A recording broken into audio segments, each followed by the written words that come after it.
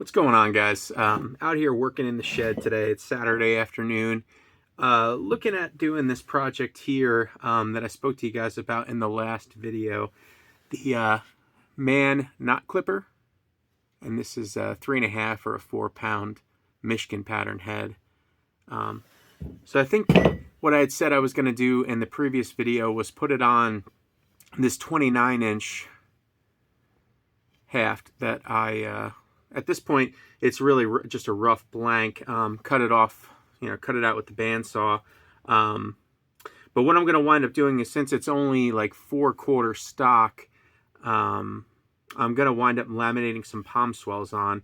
And I've already cut those out, and I cut them out before I realized I should probably do a video on this. But what I'm going to use are these pieces of locust that I cut out of a scrap billet. And it looks like they have some pretty good figuring on them. I'm not sure if you could see that. There just seems to be like some interesting grain on them. But they have good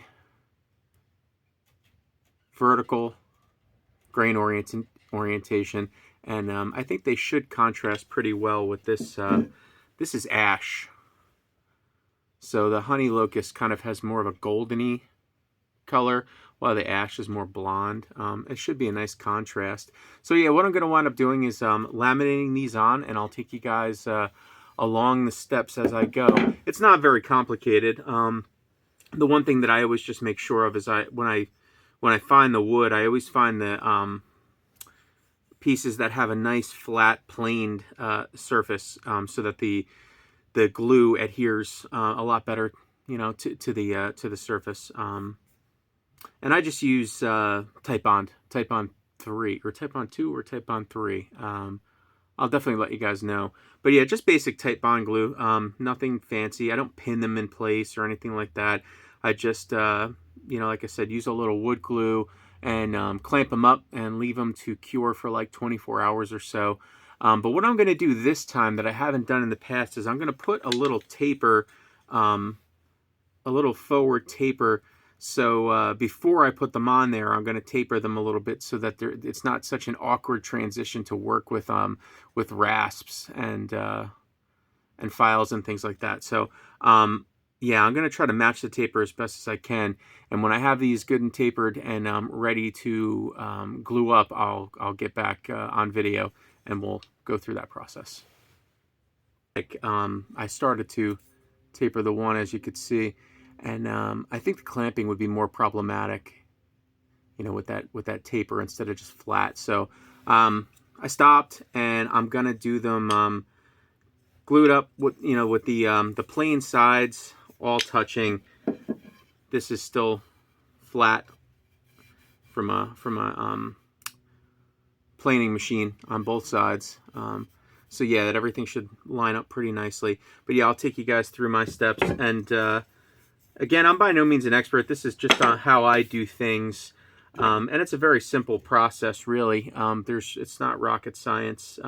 But I don't see a whole lot of videos on guys doing this on YouTube. So I figured I would give it a try. And like I said before, Type Bond 2. That's what I use, Type Bond 2.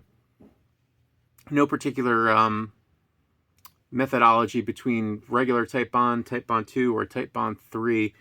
This is just the one that I've had the best luck with. So, and it is February here in Pennsylvania. So this glue is very, very, very gummed up and thick. So what I was anticipating on having to do is just get in there with a paint stirrer.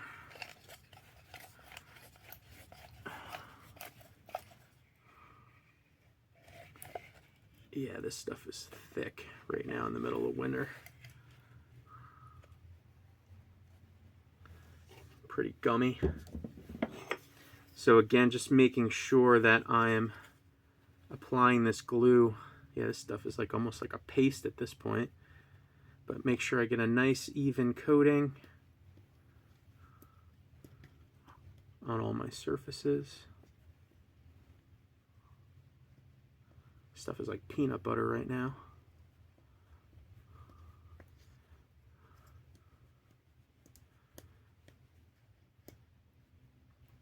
Yeah, as I'm working it in, though, it's getting to be a little bit easier to work in there.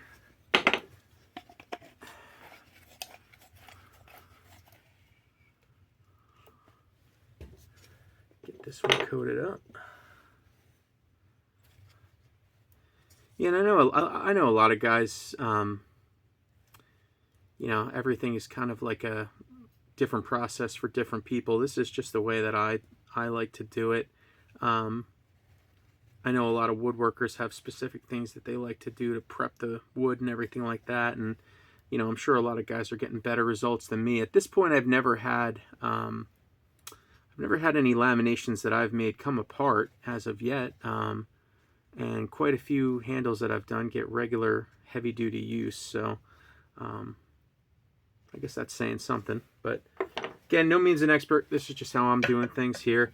One thing I like to do too is just kind of mark off where it's going to eventually be, you know, where the fawn's foot is eventually going to be cut off, because I don't want to, you know, set these laminations back a lot further and then, you know, wind up just having it be waste. So I'd rather put more of a taper to the front of these and a gradual taper in the fawn's foot than just have a bunch at the end cut off and wasted.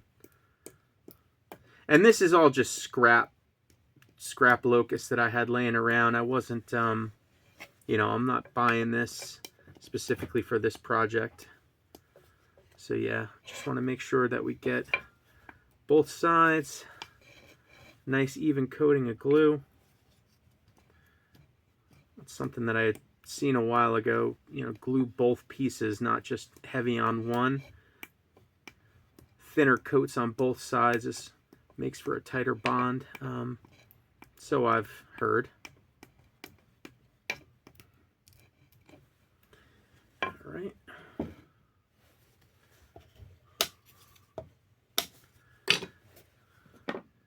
Make sure to get this sealed back up, because the one thing that we don't want to do here is have this glue dry out, because this stuff is not cheap. But what is cheap anymore in 2025? Okay. So without getting glue all over my hands, I'm going to go ahead and essentially just make a sandwich.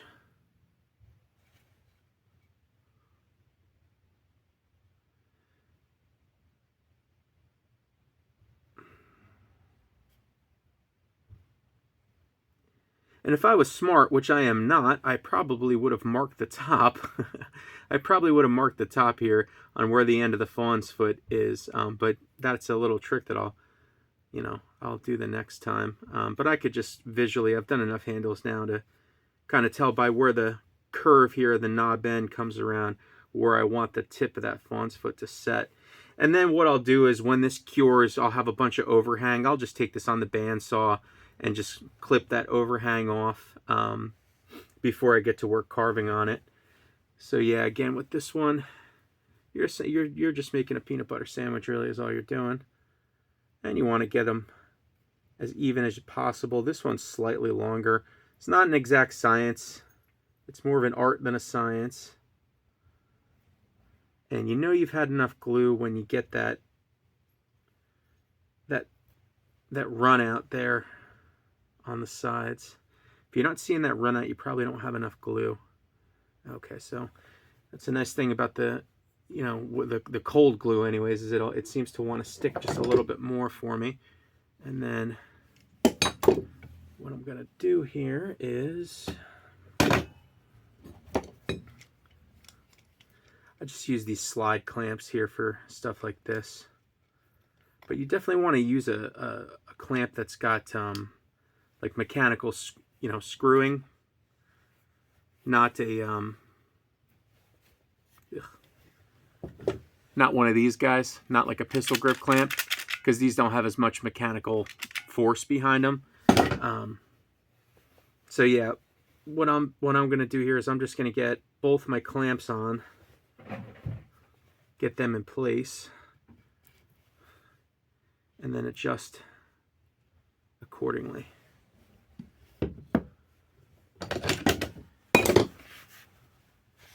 Try not to get glue all over my jacket. as I do this.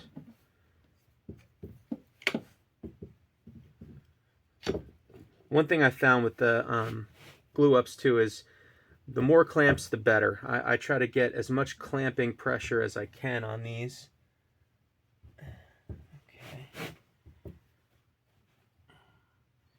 And I'm just going to get right into it, honestly. I'm going to get glue on my hands either way, so I might as well. Just get in there, get them lined up as best as I can. Okay, cool. And I'd like to see a little overhang on the bottom and the top. I'd rather have more to work with than less. So separate these a little bit. Actually, I think what I'm going to do is I'm going to flip this guy.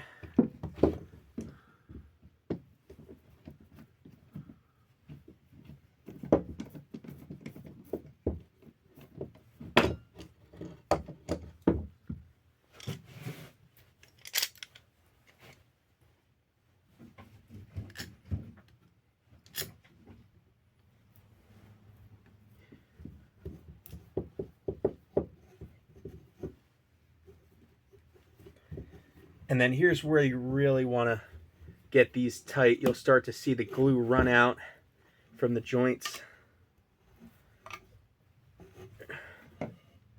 Make sure these aren't shifting.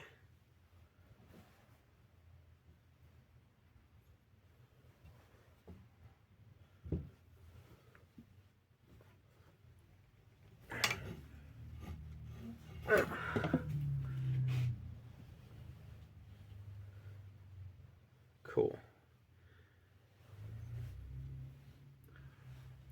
All right, so that's the glue up. Again, not a crazy rigorous process, nothing scientific about it. It's all pretty basic. But again, just wanted to go over it.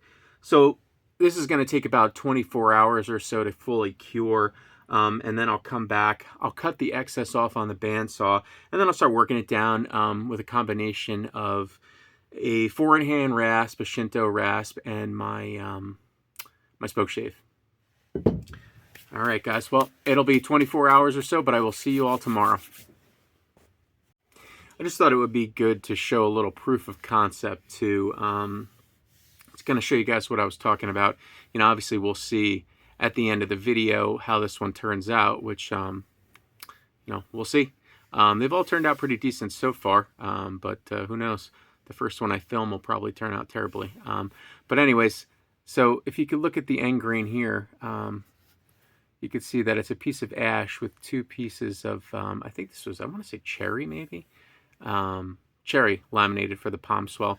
And again, this is, it was 8/4 ash that I had ripped down to 2 4/4 slabs. And essentially the reason why I did that was because, well, number one, this hardwood is very expensive anymore. Again, harkening back to like what isn't expensive these days. And when you have an 8/4 billet and you try to make a handle out of it, even if you give yourself a very, very generous palm swell, you're really just wasting a ton of wood, and you're wasting a ton of time that it takes to thin that handle out. So I've seen a lot of guys doing this for the past couple of years, and I wanted to try out, and it really works phenomenally well. But yeah, this is I want to say this is like a 29-inch ash. And this is a really, really nice Collins Legitimus Connecticut pattern that I got from a gentleman up in Connecticut. I believe his name was James. Met him on Reddit, and we did a nice trade. So James, if you're watching this, thanks, buddy. This thing turned out awesome. As you know, I've sent him several pictures of it. But yeah, it really works well, this technique, and it really saves it. You can essentially double the amount of handles that you get from one billet. And again, I haven't used this axe extensively. You know, I mean, I really don't, I'm not a lumberjack or anything like that. I just use them recreationally. My father and mother heat their house with a wood-burning stove in the winter, so I do a fair bit of firewood splitting this year with some Jersey patterns and 8-pound maul and things like that. But I had this out. just chopping a little bit. What was it? Probably in November. And it's a beast. Chops great. It had an edge on it already that James put on it, and it's wicked sharp. It's really scary sharp. And yeah, even the hardwood, the hard red oak that my father had, it was really throwing some nice chips. So this is a cool one. And I really hope that this knot clipper is a nice companion to this axe. This one's got a nice curved handle, whereas this knot clipper that I'm working on is a little bit more of a straighter haft, which I've never really done straighter hafts. I've always been a fan of the curve, but wanted to try something a little different for this one. But anyways, when this cures, I will get back with you guys, and we'll keep working. Hey guys, so it's about 24 hours later. The glue up is probably about as cured as it will get. Just chucked it up in the vise last night and let it do its thing. So yeah, I'm going to take it out of there, and I'm going to cut off the excess around the palm swell and start shaping this handle down, whether it's this afternoon or this evening. And I'll take you guys along with me on that. Just want to show you in a little bit more detail, you know, try to explain what I'm talking about as far as cutting it out. I'm going to go in here. Sorry, I'm kind of holding the handle in the crook of my arm, filming with one hand and then pointing with the other. I'm going to go in here with either a coping saw or the bandsaw and just cut this excess off on either side here. But just to give you an idea of what we're looking at, it's just a big block now on the end, and we'll transition that gradually into a nice fawn's foot.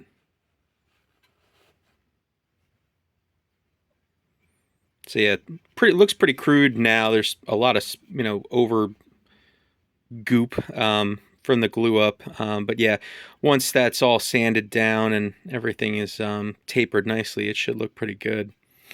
And this piece of ash is to focus there.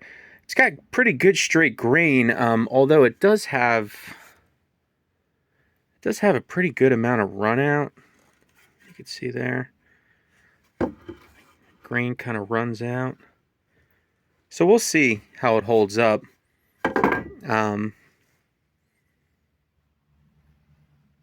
I don't think I paid anything for this ash, so, you know, I mean, I'm not into it really any money or anything like that, just time. But my way of thinking on projects like this is, you know, the experience that you gain from doing these things is invaluable. So even if it winds up being, you know, something that I scrap in the end, the time that you spend on the bench with a spoke shave and rasps and stuff like that in your hand is never time you know, that was ill spent. So, you know, practice makes perfect. All right, but I'm going to get cutting on this, and I'll let you guys see what it looks like afterwards. All right, guys, so as you can see, I followed the curvature of that fawn's foot there, or that palm swell, not fawn's foot, I should say. And I used just a carpenter's pencil there to mark it, because the last time I did this, I actually got a little overzealous on the bandsaw and gouged into the handle a little bit. And it didn't wind up being a big deal, but I wanted to try to avoid that again. So yeah, I did mark it, and as you could see on this handle here, when I cut this blank out a couple months back, my bandsaw blade was getting pretty dull, and it was the cut is very wobbly. The blade was kind of walking around on me. You can see that. And again, I'm blaming the blade, but the reality is my bandsaw technique definitely can use improvement, and that's why I'm doing these projects. Every one I'm getting a little better and a little better and a little better. Oh, the other thing I wanted to mention too was there was some glue in here that still had a little bit of tackiness to it. That being said, I think I'm going to throw these clamps on there. My wife and I need to go run some errands, so I think I'm going to give this another couple hours to fully cure. It's been about 22, 23 hours, something like that at this point, but more time is never a bad thing. All right, everybody. So it's been a couple hours since we last spoke, and everything seems to have hardened up pretty well. So what I did was I went in there and I trimmed the perimeter all flush. I did knock some length off the end here. I just figured it was unnecessary to have a solid inch sticking out of the back of where this lamination is. That gap is going to get cut off. That gap is probably right about there, and I'm going to slash it right about there, so that gap should not be there.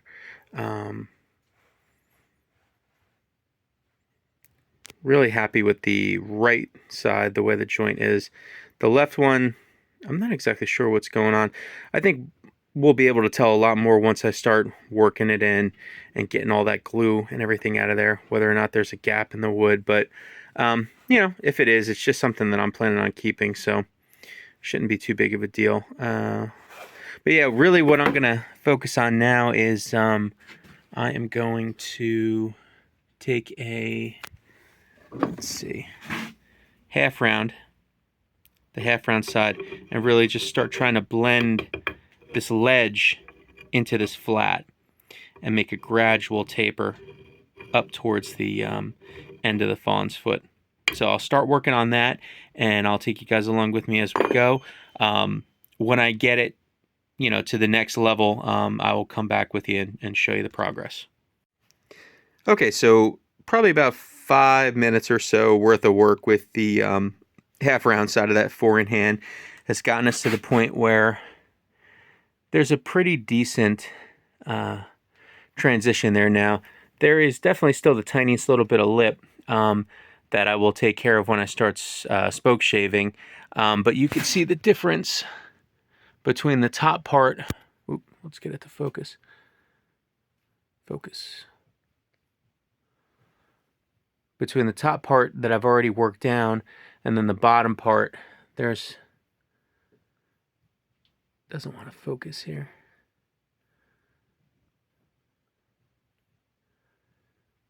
And this is quality content, guys.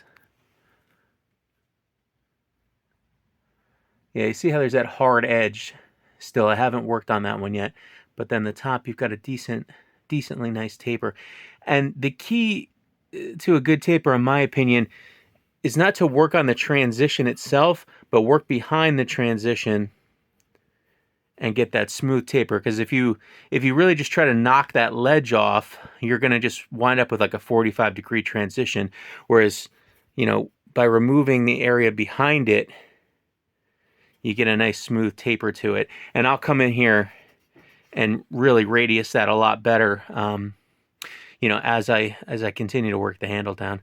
So I'm going to flip this over, start working on the other side, and then I'll pull the spoke shave out and actually start shaping the handle. I know a lot of guys have their own methods of doing things. I've seen a lot of people hang the head and then go and shape the handle afterwards. And I mean, I guess that makes sense. I've really never had a hang go wrong. I've hung hundreds of axes probably now at this point. So I'm more so just get the handle right, and then I put the head on it at the end and hope for the best. But I understand that way of thinking, of get the head on there and make sure that it's going to be a viable project before you spend all that time working on the handle. I guess everybody does things a little differently, and I'm just showing you guys how I do it. All right, so I'm going to work on the other side, and I'll get back with you momentarily. All right, guys, so I'm at the point where I'm going to start working this handle with the spoke shave, and I took a couple initial passes on it, and boy, does this thing need a sharpening. So I'm just quickly touching it up here with the with one of the ceramic rods from a Spyderco Sharp Maker. Works really good on this little blade here of the spoke shave, especially because it's starting to get kind of like a concavity in the blade. I mean, God knows how old this thing is. I certainly didn't buy it brand new, but from all the years of wear, it's starting to kind of develop a little bit of a concave to the blade where it makes it more difficult to sharpen with a flat stone, or a bench stone, I should say. So yeah, just circular motions. I've been working at it for a couple minutes now, getting any of the little burrs and everything like that out.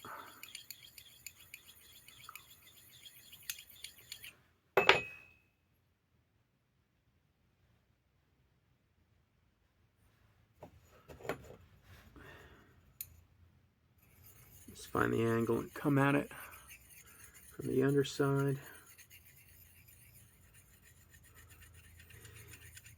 Yeah, and the best thing to do with any kind of blades is to keep them sharp so that you don't have to spend a ton of time sharpening them, and I'm probably the worst with that. I kind of let them get to the point where they are dull and tearing out the wood. So don't be like me.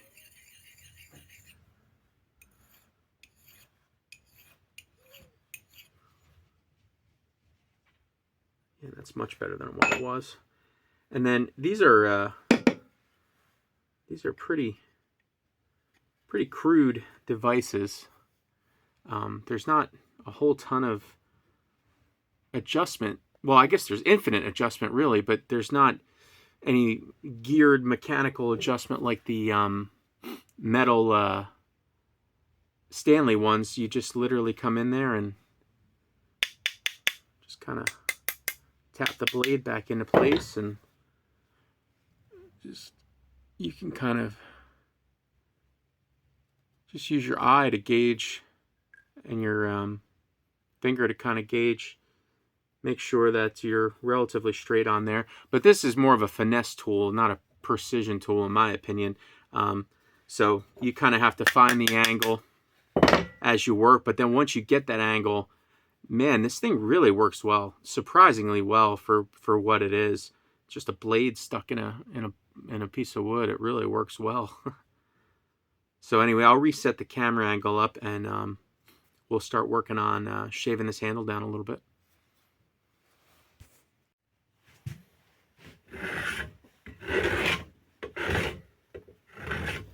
So one of the things that you have to do when you first get this started is really seat this thing back in there and kind of find your angle. But once you find your angle, it really does work beautifully. It really throws some nice shavings.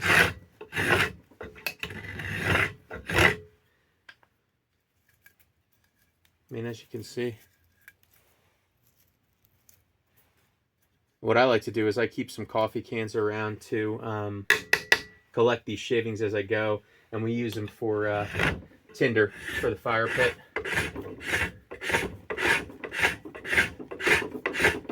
And what I'm working on now is just kind of getting at all these high spots from where the saw blade was walking around on me when I cut this blank out initially.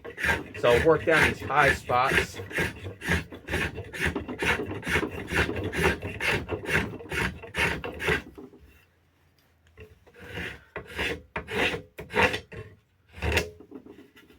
Work down these high spots a little bit, and then I'll start getting an oval shape to this handle.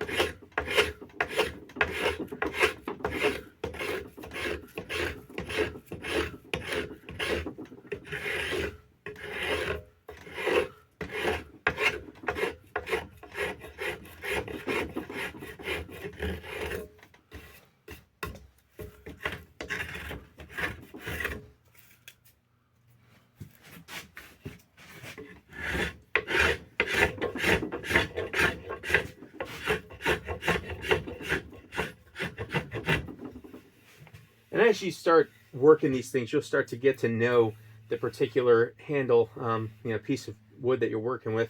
And it seems like this side wants to shave better this way. And then when we transition over to this side, it's not, kind of wants to tear out a little bit more. So it almost seems like the wood wants to be worked better this way. And that's where having a shave horse would be awesome. One of these days I'd love to do that project. But yeah, so this is 90% of the handle making is just removing material. See, I'll probably pause the video there and work on this for a little bit, and come back at you guys when I have something to show. All right, guys. So just want to show you what probably about maybe 15 minutes or so with the rasp, spoke shave, and 4-in-hand will get you. So got that palm swell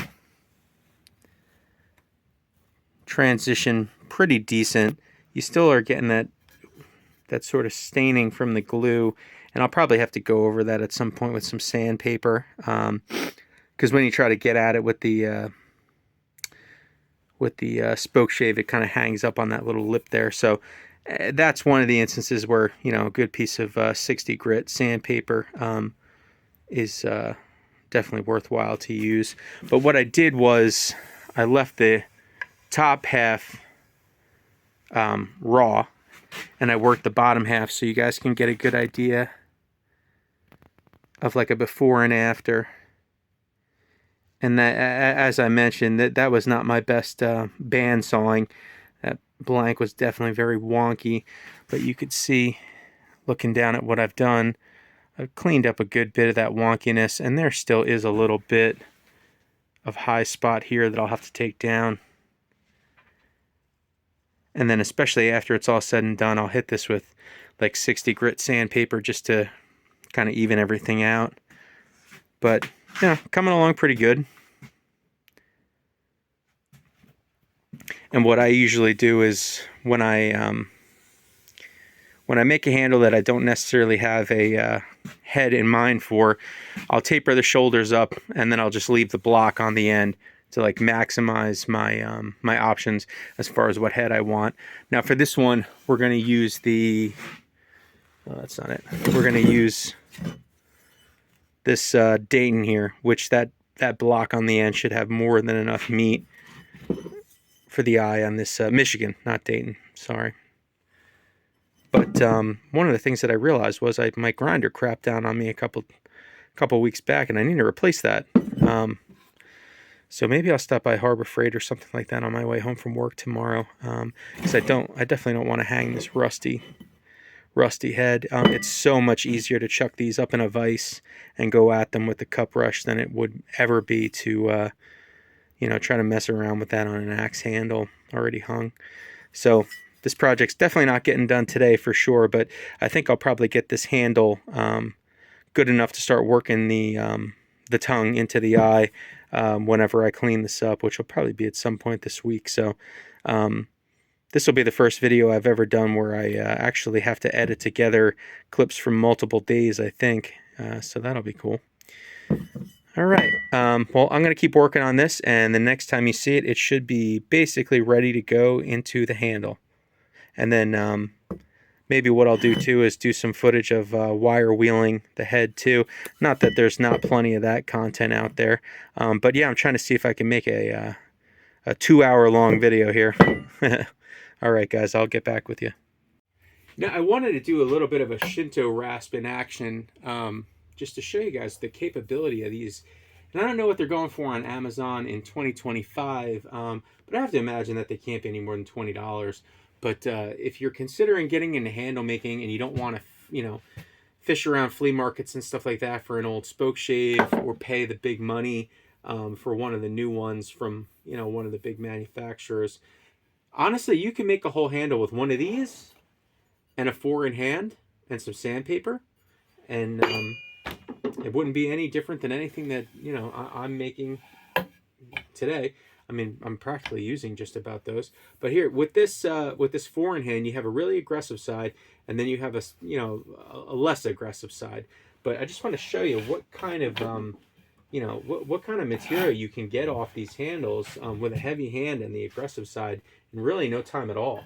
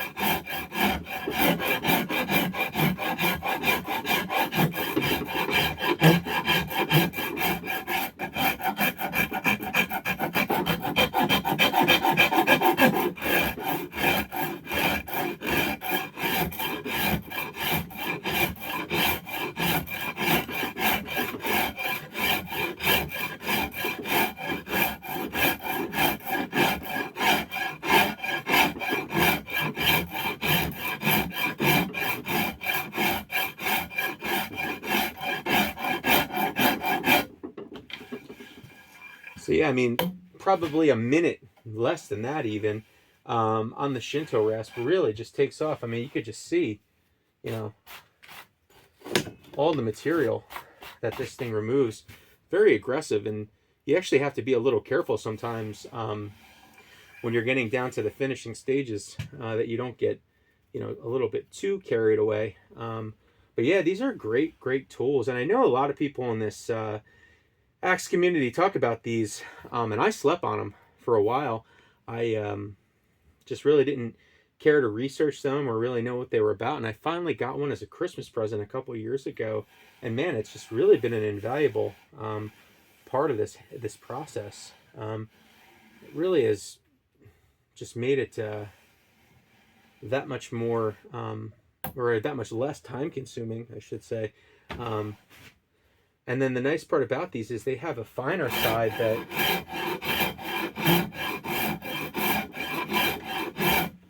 really knocks the roughness off the work that you've done with the heavy side. And then this is kind of one of these tools as well where, like, you can really adjust your pressure and get maybe I would say even 4 different finishes from just a 2-sided tool. Coming at this thing lightly on the less aggressive side,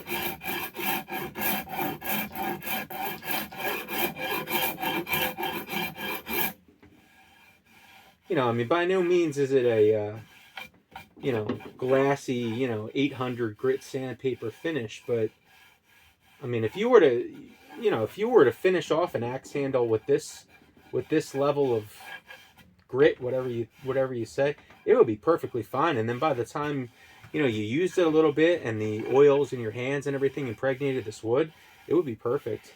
The spoke shave leaves like almost a glassy smooth finish to the handles, which is, it's nice, but as far as grip goes, it's not as good as that, quite honestly.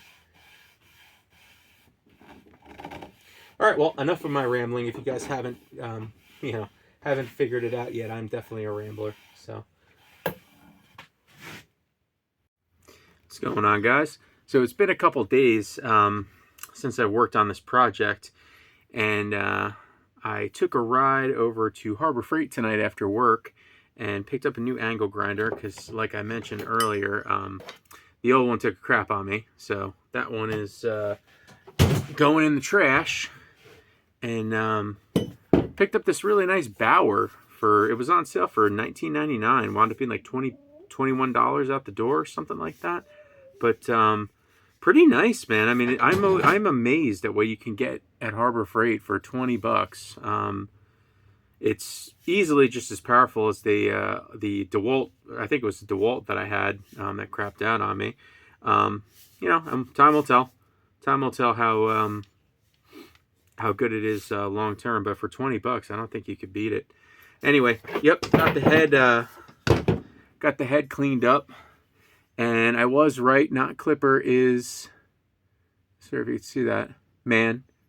It's I think from what I understand, Mann's one of their top lines, and Mann's out of Lewiston, PA. Another good PA company. So yeah, got it cleaned up pretty good. I'm gonna get this seated on the handle and maybe give it another final clean down before I pop a wedge in there, but getting close to being done. So just a little progress. I got the initial fit on there. Got the handle pretty much sanded down where I want and got it seated, I don't know, half an inch or so down there.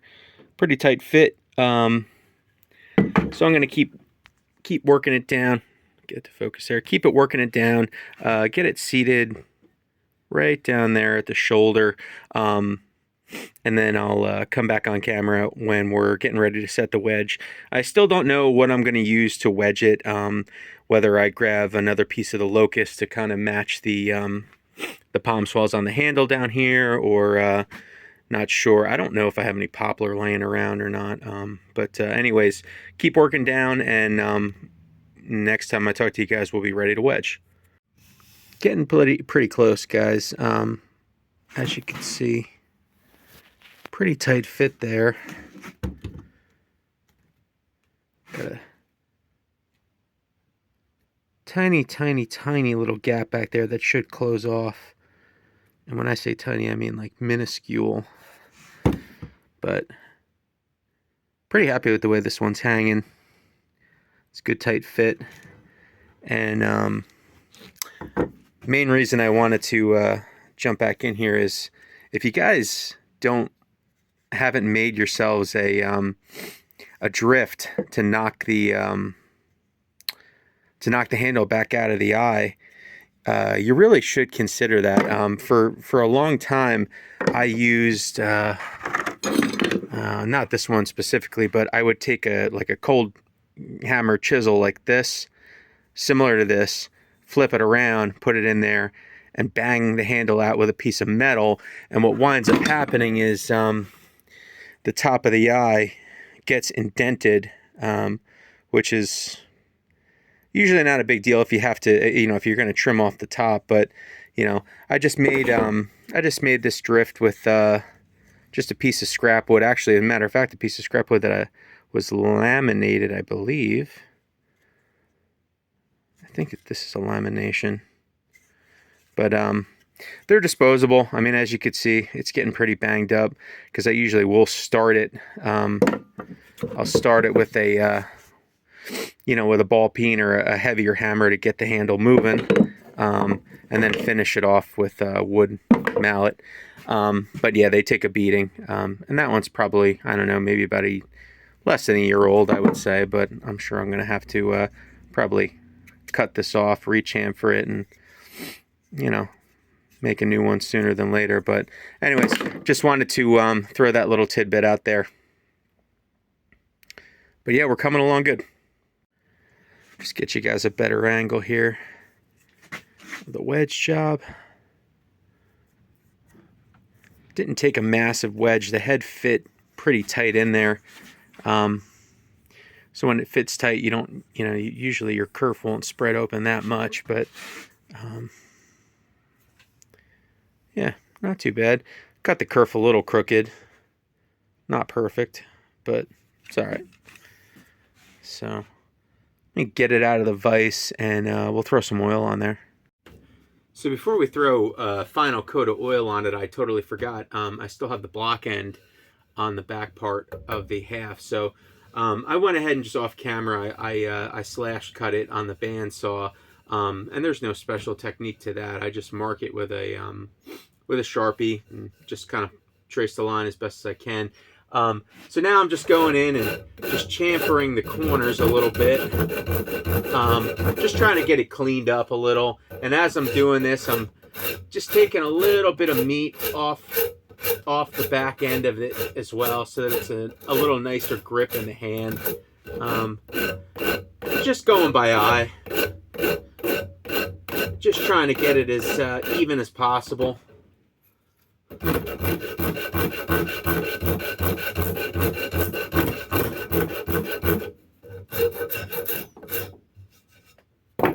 And switch back and forth between the Shinto rasp and the small 4-in-hand.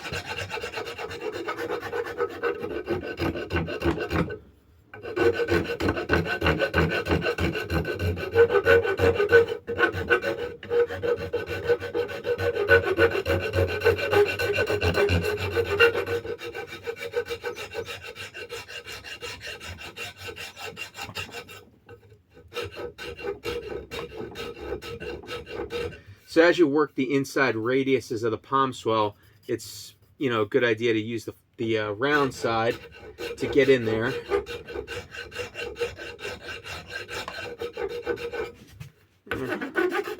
Still got some of the dried glue.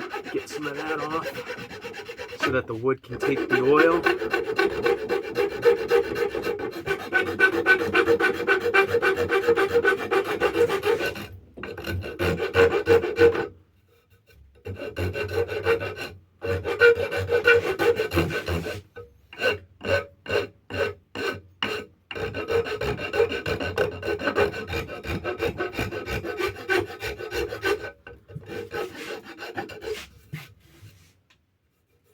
I'm definitely still way higher on this side.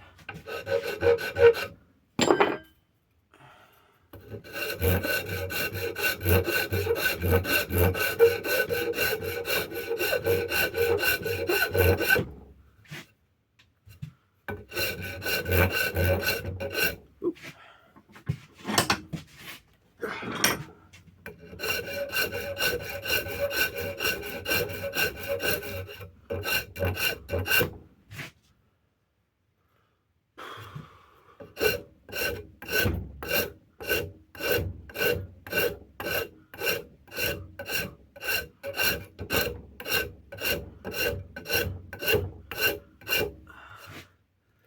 So I'm not sure what I'm going to do for my next project. I started trying to take the double bit head off that old haft, and actually wound up being a little bit more trouble than I anticipated. So I think I may scrap that project for now. I do still have that billet of oh, whatever it is, oak, red oak, whatever, white oak. Maybe I'll do that big ball peen hammer next. Go over a little bit more detail process of handle making, because with this one I started off with a blank already, so maybe I'll do a little bit more detail on how I like to lay everything out and do some bandsaw work on camera, which I'm not a great bandsawist by any stretch of the imagination, but yeah, this is feeling really good. I'll just go in here and clean things up, refine it with the spoke shave.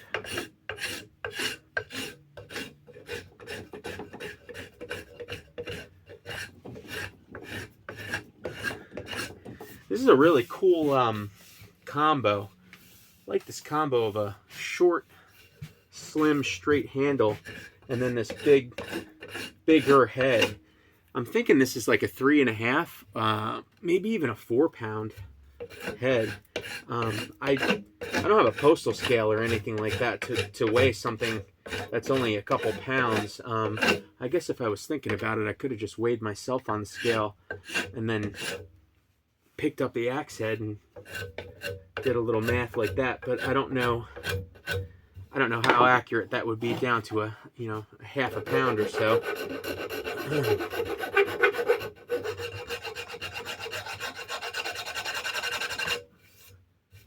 Yeah. Just flip this over.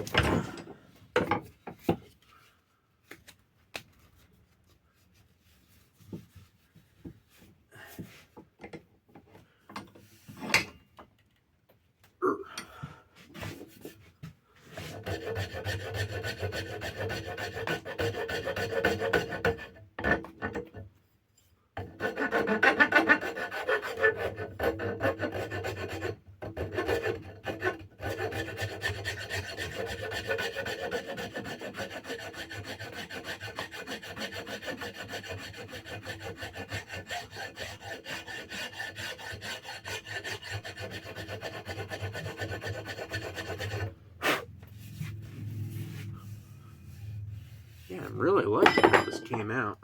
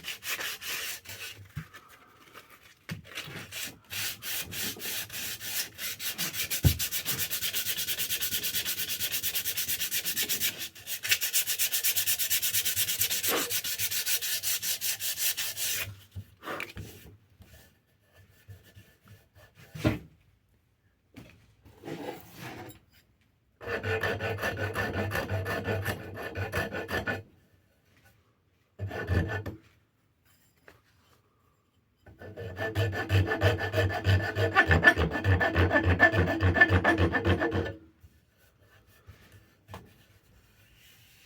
think that is about done. Yeah. Yeah, I think so. All right, I'm going to switch to an overhead view and we'll oil this thing up. All right, guys. So here it is, complete. Just need to oil it up. And that's how the palm swell wound up looking. It's a really big bulbous palm swell too. Really locks you in there. But nice slim handle.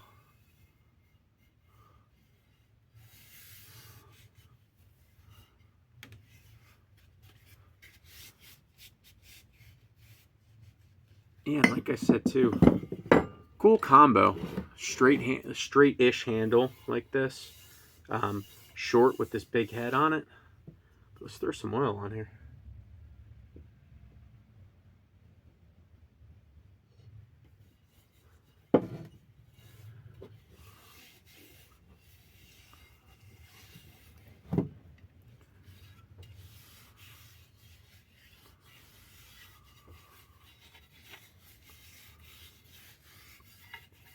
And usually my routine is to do 2 or 3 rounds, sometimes even 4 rounds if I'm really trying to get this handle to pop nicely. 3 or 4 rounds of boiled linseed oil, and then I make like a paste wax that I keep, and then I will once I'm happy that the handle is soaked up enough of the oil, I'll usually go ahead and throw the coating of wax on it, and wood and steel both will get waxed up. And it's nice because it kind of locks the moisture into the handle and it keeps the elements off the steel, which is good. This really did turn out nice. And I ground just a rudimentary bevel on it, just got the geometry on it, you know, reasonably decent, but it still does need to get sharpened properly. Take some stones to it.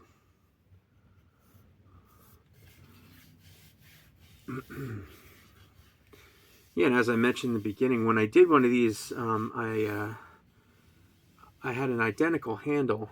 Oh, you know what? I'm just looking at it now. 3.2, right in the corner there. 3.2. So it's a 3.5 pounder.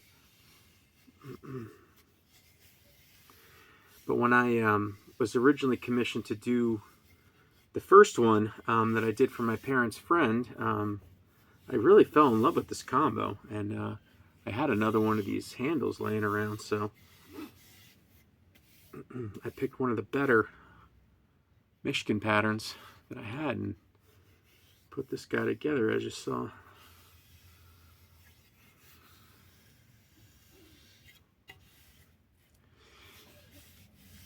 And not that you would need something like this camping, but, you know, this really isn't much bigger than a boy's axe. Actually, I'm sure I have a boy's axe lying around.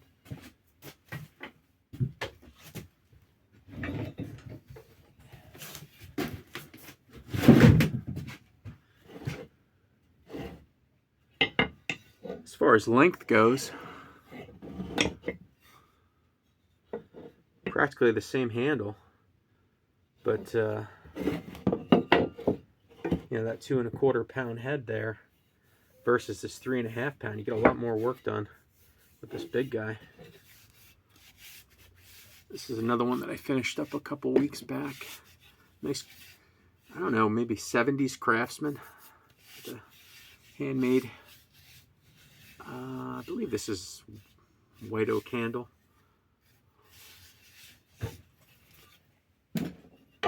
One of these days I'll do a video on all my boys axe collection. I got several, in my opinion, really nice users.